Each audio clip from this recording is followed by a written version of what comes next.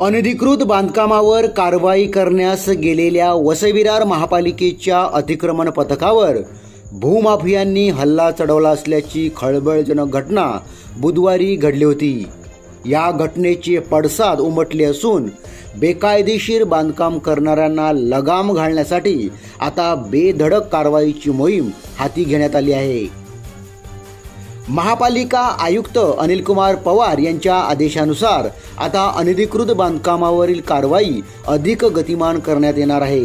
आयुक्तांच्या आदेशाप्रमाणे गुरुवारी कामन शिल्लोत्तर परिसरात जोरदार कारवाई करण्यात आली।